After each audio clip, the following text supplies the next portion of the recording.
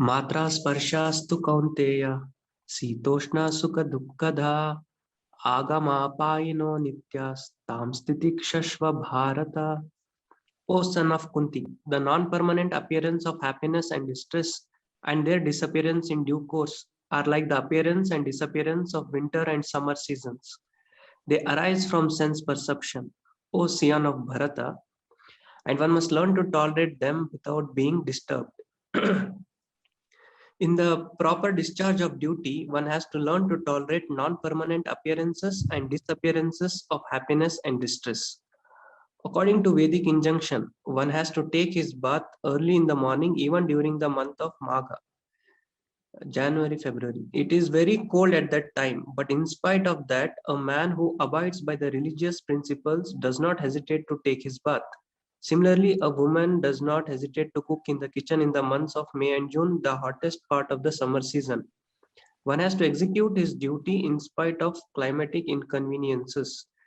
Similarly, to fight is the religious principle of the Kshatriyas, and although one has to fight with some friend or relative, one should not deviate from his prescribed duty. One has to follow the prescribed rules and regulations of religious principles in order to rise up to the platform of knowledge, because by knowledge and devotion only can one liberate himself from the clutches of Maya. The two different names of address given to Arjuna are also significant. To address him as Kaunteya signifies his great blood relations from his mother's side, and to address him as Bharata signifies his greatness from his father's side. From both sides, he is supposed to have a great heritage. A great heritage brings responsibility in the matter of proper discharge of duties. Therefore, he cannot avoid fighting. Okay, so the most important verses.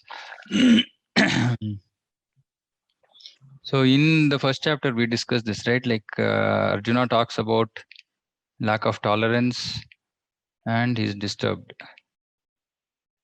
So for both these, Krishna is giving the solution. He's saying that first of all, this is all non-permanent. Happiness and distress are non-permanent. And so they will appear when they have to appear and they will disappear when they have to disappear. So they are like appearance and disappearance of winter and summer seasons. Now this is very interesting.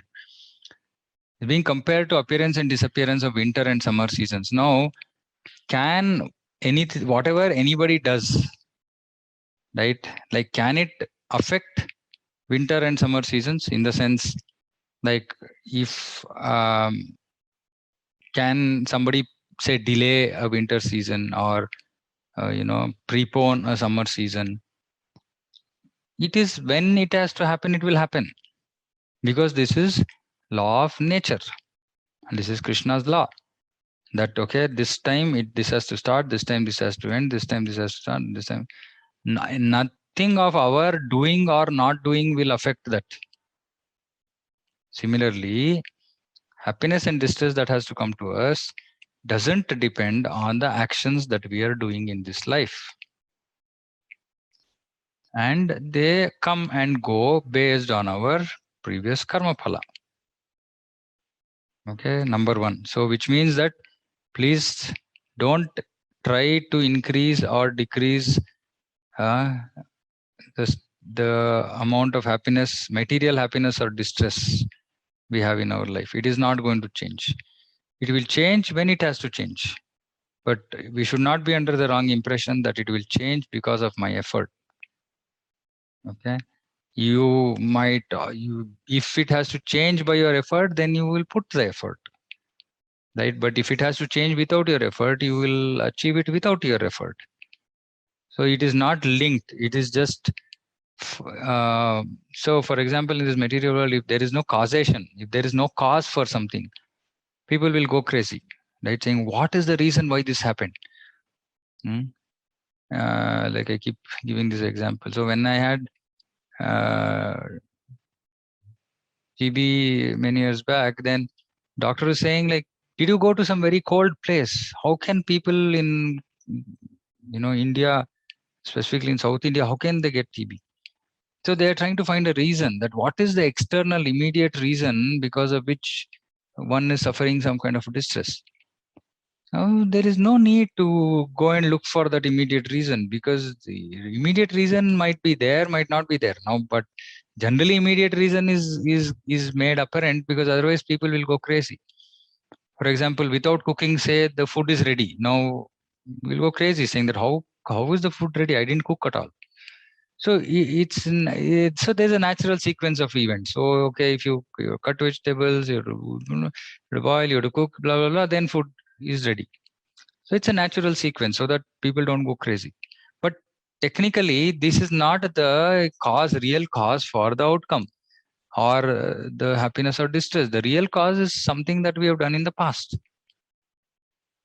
And so it will come and go. So for example, many a times, like for example, say if somebody is unwell and they think, okay, by my taking medicine only, I'm going to become all right. Actually, it's not necessarily true. You will become all right when you have to become all right. So for example, say somebody has a bad headache. Now, if the person has the tolerance to tolerate their headache, he will tolerate that, and next day morning or whenever it has to go, it is gone. He didn't take any medicine. The same thing, somebody could pop in one, crocin, and then also experience, okay, I had crocin in the night, so I had a good night's sleep. Morning, my headache is gone. The person who could tolerate, he will just not take medicine and he will tolerate till, and same thing will happen. It will go in the morning, he's fine. So this whole business of taking medicine, etc., is just for, things that we are trying to do in our life. Sometimes it is destined, sometimes it is not destined. As in the sense that sometimes it will not be the cause for the outcome. Mm. So, for example, sometimes some people take medicine, but there is no result because of that. It's not helping the condition. Why? Because it's not destined. Sometimes people take medicine and then they get cured. That means that they were destined. So it's as simple as that. So similarly, maybe sometimes you don't do anything and still you'll get a cure because that is destined to get cured. So we shouldn't get too hooked, into this happiness, distress. How do I mitigate distress? How do I reduce distress? As long as we are able to tolerate it and our general, activities of bhakti and other duties can go on, you just go on. Don't fret too much, or don't worry too much about future and planning and all this. Is like, that means that we don't have faith in Krishna, and we just do our duty and leave the rest to Krishna. That's it, right? So this happiness and distress will come. It's just predestined, it will come. Now what Krishna is saying, first of all, we experience it because of sense perception. Sense perception means each of our senses perceive. Eyes see, skin by touch we perceive, ear by hearing. So all these happiness and distress that is coming to us are actually coming through the senses.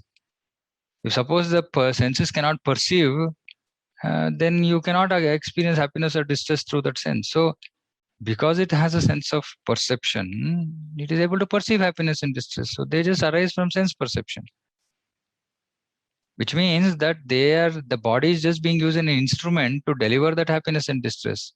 So what Krishna is saying, just tolerate them. Don't be disturbed. Na sochati na kankshati. So this is actually the mantra. See, if we don't get out of this material rut that we are in, it's very difficult for us to make progress. Or the other solution, 100% pure devotional service, engagement in devotional service. Then gradually all this we will overcome. But if we are engaged materially in doing other things, etc., etc., then unless we tolerate and we realize that we are not this body, we are spirit, soul, and it's very difficult to reach, purify ourselves, go reach higher stage, etc., etc. So this tolerance is absolutely important, because we have to actually realize that I am not this body. And when we tolerate, we understand, okay, my body is giving me trouble. So then I look at my body as, or mind or whatever it is, right? Externally, like a third party. And we look at it and say, okay, so mind or body is going through trouble, but I don't seem to be, I seem to be different. I'm doing my bhakti, I'm chanting. So we can realize, okay, I am different. I'm different from this body. I'm different from this mind. So then we will start to realize who we really are. That, oh, okay, I'm not this body. I'm not this mind. I'm spirit soul. Actually, I'm not affected by all this. But if we don't tolerate, we will never come to this understanding, this realization that I am not this body. Because we don't have time to think about it. We are just busy trying to solve our material happiness and distress problems. So this is so critical. From a practical application perspective, this is super critical verse. And I said one has to follow prescribed rules and regulations, right, of religious principles. No, there are two religious principles for us, both karma, material rules, as well as path of bhakti. Both we have to follow. Right? Of course, here it is being said that one who follows the varnashrama, he will come to the platform of knowledge. Why? Because in varnashrama they say, okay, give charity, do work without attachment to result. Now suddenly we will start realizing, okay, looks like so I am not the owner of this result. Oh, then who is the owner of the result? For whom am I working? So we will ask questions. Then we'll come to platform of knowledge. Otherwise, if you are just simply engaged in sense gratification, I get money, I earn, I enjoy, then what knowledge is required for that? There's no need for any knowledge.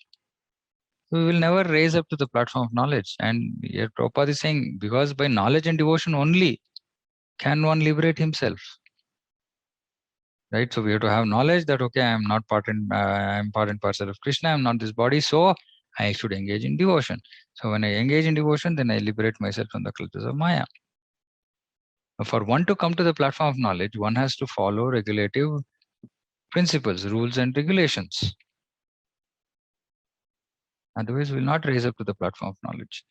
So this is one of the other main reasons why Varnashrama is required. Because otherwise people will not follow rules and regulations. They will live a whimsical life. And in whimsical life, there is no question of right and wrong. So there's no question of knowledge. So there's no question of devotion. So there's no question of liberation. And just like Arjuna had a great responsibility, we also have a great responsibility because we also belong to a great heritage, which is our parampara. So we have to become very responsible. Please remember, we are representing Srila Prabhupada. We are representing our previous acharyas. So we should strictly follow what they have given so that we become ideal followers. And when others see us, they should also feel motivated, inspired to actually take up the path. And it's not like, oh, they're devotees. Okay, why they're acting so frivolously, carelessly, irresponsibly? This doesn't seem okay. I don't want to become like them. We shouldn't become that kind of an example. We should become model example for people to follow. Okay, bhakti, so nice. This interaction was so nice with this person. They should feel that we are apart. We are separate from this material world, rest of the people. So we have a big responsibility. We should not forget this. In our struggle for existence, we forget about all this. We simply say, who cares? As in, I have my own problems to deal with. Yes. Which is why becoming a part of the parampara is a very, very big responsibility. The initiation is a very big responsibility. Even initiation is definitely a big responsibility. Even without initiation, if somebody knows that we are part of ISKCON, we are chanting Hare Krishna, etc., it's a big responsibility. They have to get the right message from us. Okay. So one question. It is mentioned that the non-permanent appearance of happiness and distress and their disappearance is like they arise from sense perception. Perception is an opinion, right? Which is derived. So is perception it is like no. Perception is experience. Perceive. I can perceive heat. Means I can experience heat. okay? So it's a direct experience. Okay. Yeah. Okay, bro. Yeah. Yeah. Okay. Anybody else? Prabhuji, this line, one has to execute his duty in spite of climatic inconveniences. Hmm. So, what Yeah, does like for example, we have to get up in Brahma Muhurta. We say, okay, summer I'm okay, I will get up. Winter it's too cold, I can't get up. I'm not going to go. I'm not going to get up early, right? Or winter it's too cold, I'm not going to take bath. And these are not accepted, right? Like whatever duties are there, rules and regulations that we have to follow, etc., etc., we have to do irrespective of how, whether we are everything is as required by us, or externally there's some climatic differences, or favorable, unfavorable environment. Doesn't matter. We just go on.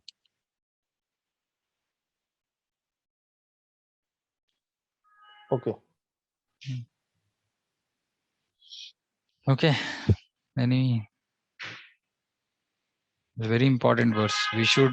This is a practical application, right? We have to keep meditating on this all the time. Tolerate, tolerate, tolerate, tolerate. Don't be disturbed. Don't get disturbed. Every moment of our existence, we should be thinking about this verse.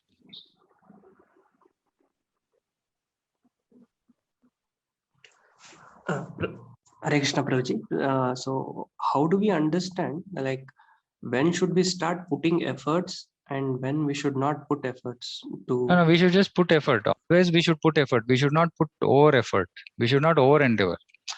See, generally in the initial stages, we just put our effort. So, for example, something, but we should not be too much worried about future, right? But something has come up, it has to be dealt with. Okay, just try to deal with it. It didn't work. Okay, maybe we don't have the heart yet to give up. Okay, maybe we can give one more try. Like I keep saying, the difference between endeavor and over endeavor is when the problem becomes our consciousness. When the problem itself becomes, we become problem conscious instead of Krishna conscious, that means that we have been overtaken by the problem, by the situation. That means that we are too concerned about it. We are over endeavoring. Okay. Right? So we should draw this line that our consciousness doesn't get sucked. Till then we can put effort, till that much time. Yes, right? Prabhuji. And of course, I mean, when like extremely advanced devotees, they don't even bother. They don't have time for all this nonsense, right? They are too busy with their seva, and they don't have time for all this. And that is another level of maturity, right? I mean, when we come to that level of yogic strength, then we will ourselves know, okay, I don't know this problem, I'm not going to bother. Okay, another one, okay, this seems like I should put some effort. And of course, I mean, their efforts, they put 150% effort when it comes to devotional service, but not on personal front, because personal front, they know that it's all ordained, or it's in the control of Krishna's control. And as long as it doesn't prevent me from doing my seva, it's fine.